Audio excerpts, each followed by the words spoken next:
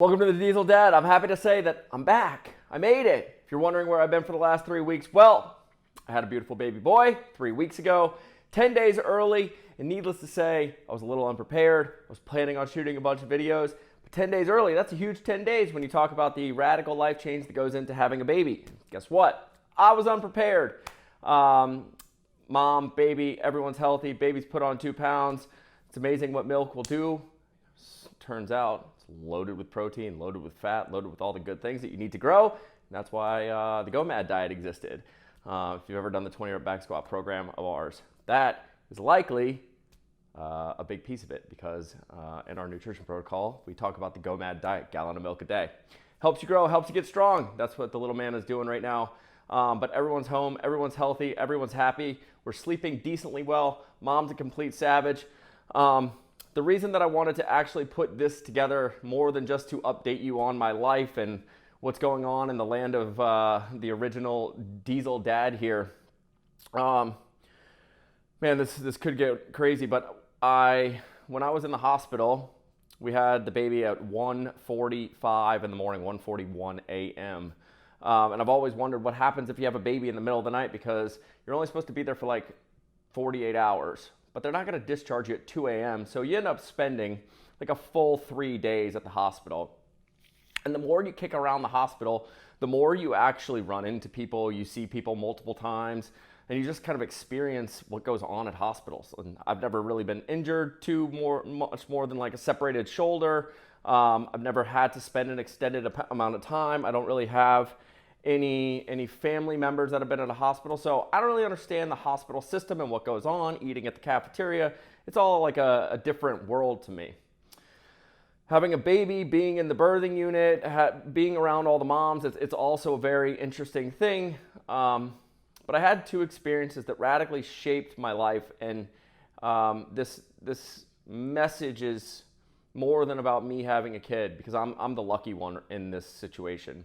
But what radically shifted my mindset, and I had this like gut punch moment, there was 2 of them. And the very first one, I was coming home from eating a dinner. There was a little spot like in walking distance that I was able to get out of the hospital and come back. And as I was getting in the elevator, I got in with another man. And of course you have that awkward like elevator conversation. And it's like typically about the weather or some craziness, but we're in the birthing unit and all these things. And I was getting ready to leave. I had our baby, the car seat, and he looked at me and asked if I was getting ready to get out of there. And of course I was like, yeah, we leave sometime in a couple hours or tomorrow morning. I can't remember exactly what I said, but I was within 10 to 12 hours of getting out of the hospital. And I returned the question in my small talk manner and said, when are you guys getting out of here? And he said, oh, I have no idea.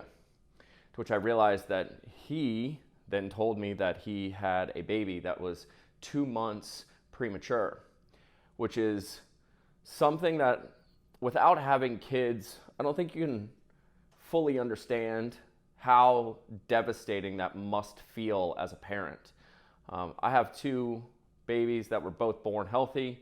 And then he let me in on the fact that for literally the last 2 months, he had been in the hospital every single night waiting for closing hours in order to be told to leave.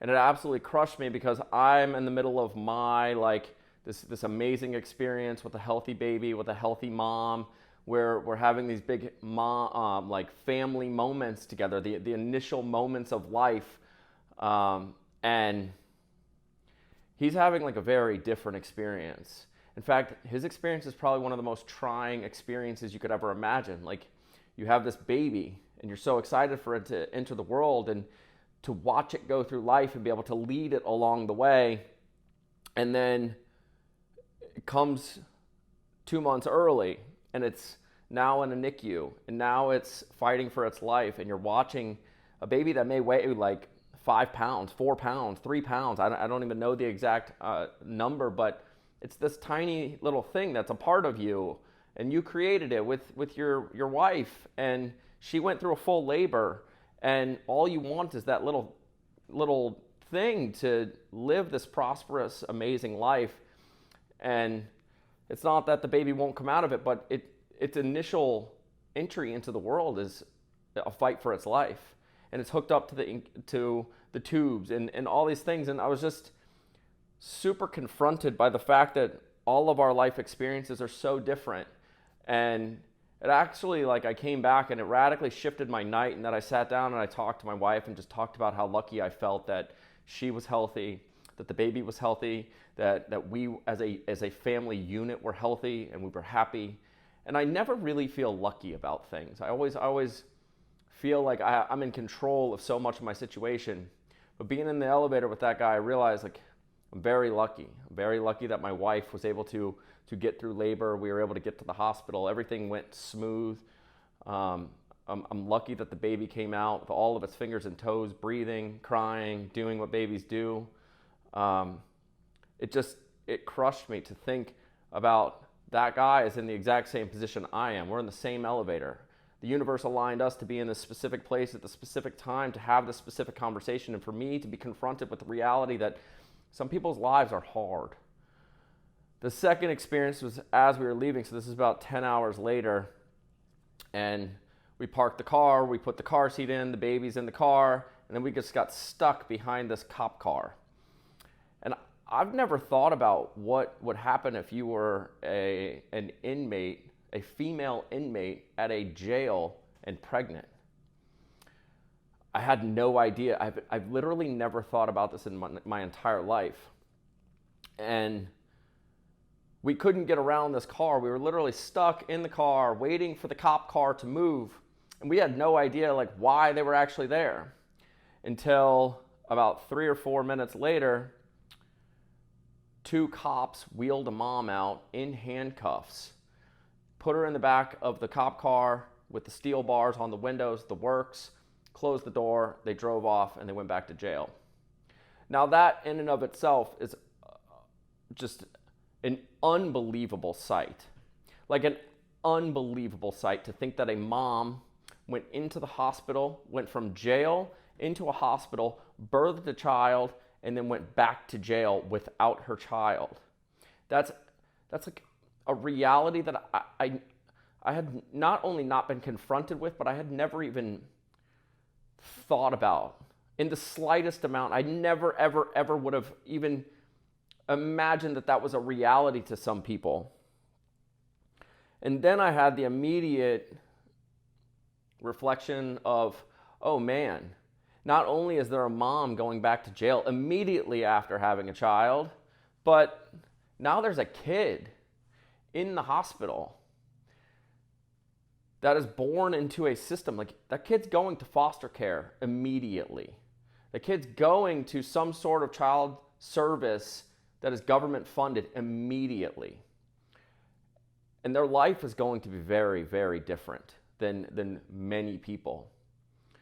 And with both of these things, all I could think about was that dad really had no control over that situation. The mom had no control over that situation, yet they are there every single night fighting with their kid to get it to gain weight, to get it out of the hospital, to get on with life, to get past this moment. And this baby is born into this world with a mom that's in jail. And it's nearly impossible to think about how incredibly important, like, the first day for that child to recognize who its mom is, that first month of being with your mom all the time, being skin on skin and having that physical connection, the first 6 months of breastfeeding, like, a kid's gonna get none of that. And the kid had absolutely zero responsibility in any of that for that portion of its life. And it's really strange because I think about so many things in terms of weightlifting, in that we've all had, like, really hard things that have happened to us, whether they were within our control, whether they were out of our control. But one thing that's always just been a constant in my life is that I'm going to fight for the ability to go out and train, and I'm going to go lift weights no matter what.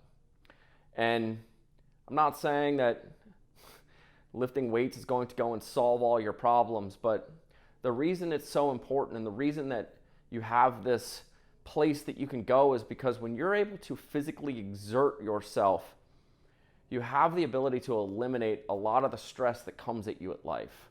It gives you a place in which you are allowed to be in control, to use your body physically, to eliminate aggression, to actually use aggression so that you're eliminating that stress. You're eliminating all of that stuff that builds up inside of you, all of that mental, emotional stress.